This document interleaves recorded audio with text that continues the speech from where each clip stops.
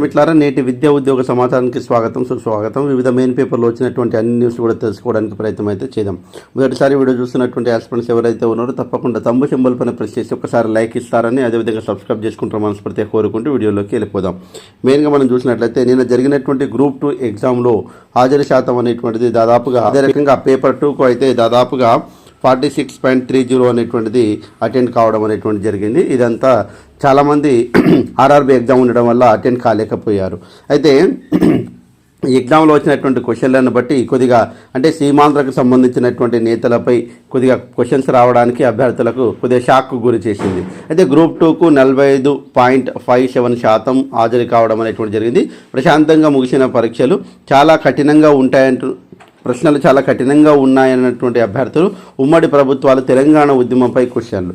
అయితే పురిటి నొప్పులతోనే గ్రూప్ 2 పరీక్ష. నాగర్ కర్నూలు సెంటర్లో పరీక్ష రాసిన గర్భిణీలను ఎగ్జామ్ సెంటర్లో దింపిండు మానవత్వం చాటుకున్న మంచాల సిఐ మధుసార్ గారు. అదేవిధంగా మెయిన్గా చూసినట్లయితే ఇక్కడ మనము మార్చి 5 నుంచి ఇంటర్ పరీక్షలు మనందరికీ దాదాపు అయితే షెడ్యూల్ కూడా విడుదల చేయడం జరిగింది. మేము వచ్చాక 54,573 పోస్టుల భర్తీ, జాబ్ క్యాలెండర్ ప్రకారమే నియామకాలు చేపట్టాము అనేటువంటిది, ఇంకా చేపట్టబోతున్నాం అనేటువంటిది బట్టి విక్రమార్క గారు చెప్పడం అనేటువంటి జరిగింది. రాష్ట్రంలో కాంగ్రెస్ అధికారంలోకి వచ్చిన తర్వాత 55,172 పోస్టులకు నోటిఫికేషన్లు జారీ చేసి 54,573 పోస్టులను భర్తీ చేపట్టినట్లు డిప్యూటీ సీఎం బట్టి విక్రమార్క గారు తెలిపారు. పబ్లిక్ సర్వీస్ కమిషన్ ప్రక్షాళన చేశామని, ఇకపై ఖాళీగా ఉన్న ఉద్యోగాలను జాబ్ క్యాలెండర్ ప్రకారం దశల వారీగా భర్తీ చేశామన్నారు.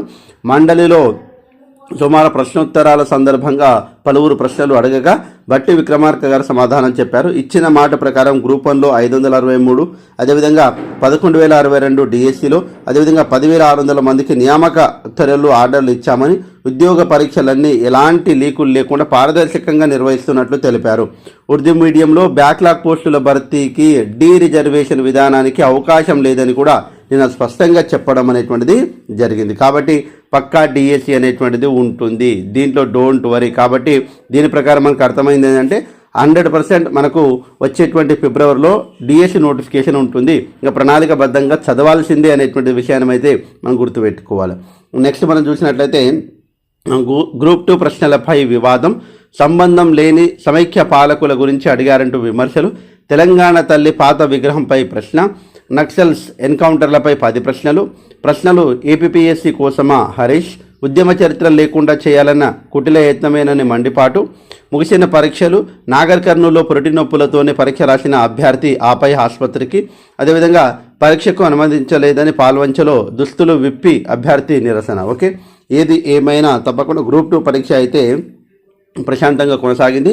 గ్రూప్ 2లో సీమాంధ్ర నేతలపై ప్రశ్నలు, తెల్లబోయిన అభ్యర్థులు చంద్రబాబు, లగటపాటి, కావూరి, సుబ్బరామిరెడ్డి, రాయపాటి పేర్ల ప్రస్తావన, ప్రశ్నాపత్రంలో ఏపీ వాసులెందుకు, తెలంగాణను మసకబార్చే కుట్ర, బీఆర్ఎస్ మండిపాటు. సో ఏది ఏమైనా తప్పకుండా ఇప్పుడున్నటువంటి సిచ్యువేషన్ ప్రకారం అయితే దాదాపుగా మనకైతే ఇప్పుడున్నటువంటి జాబ్ క్యాలెండర్ ప్రకారం అన్ని నోటిఫికేషన్లు రావడానికి అవకాశం అయితే ఉంటుంది. కాబట్టి తప్పకుండా ఎలాంటి అప్డేట్స్ ఉన్నా మీకు అందించడానికి ప్రయత్నం చేశాను.